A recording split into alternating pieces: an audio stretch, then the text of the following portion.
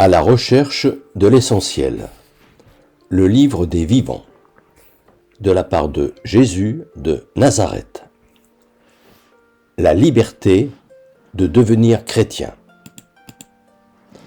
À partir de Le soir venu, arriva d'Arimathie un homme riche nommé Joseph, qui s'était fait lui aussi disciple de Jésus.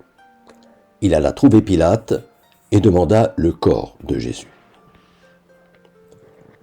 Ce matin, j'ai envie de prendre les mots à la lettre, ce qui est d'autant plus légitime que leur traduction est tirée de la savante Bible de Jérusalem.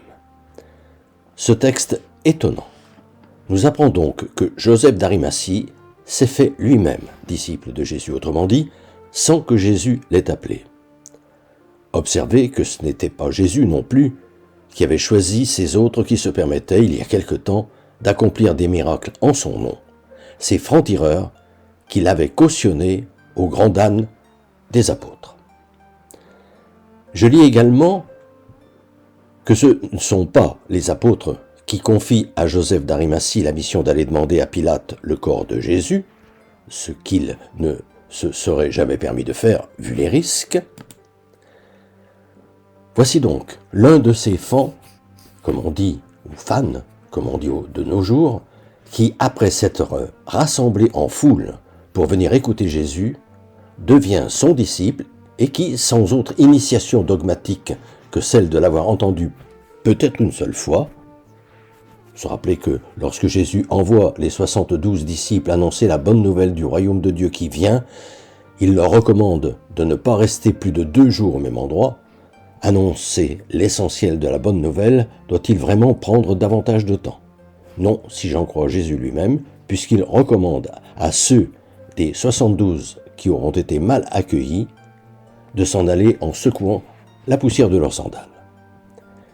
Et n'ayant apparemment assisté ni à son procès ni à son calvaire, se permet de sa propre initiative d'aller réclamer le corps de Jésus. Ce qui n'est tout de même pas une demande anodine. Quelle liberté! Et aussi, quelle leçon! Quand on réalise que ces récits des évangiles, ce sont les apôtres eux-mêmes qui nous les ont transmis. Et si devenir chrétien redevenait aussi simple? À la semaine prochaine. Fraternellement. Depuis des années, environ une fois par mois, j'envoie une lettre d'information spirituelle à tout mon carnet d'adresses. Le thème du moment est, depuis janvier 2019, être chrétien, ça veut dire quoi? Si ce sujet vous intéresse, n'hésitez pas à me transmettre votre mail, en vous contentant d'indiquer auditeur YouTube, vos noms et prénoms, et éventuellement votre numéro de téléphone si vous souhaitez me parler.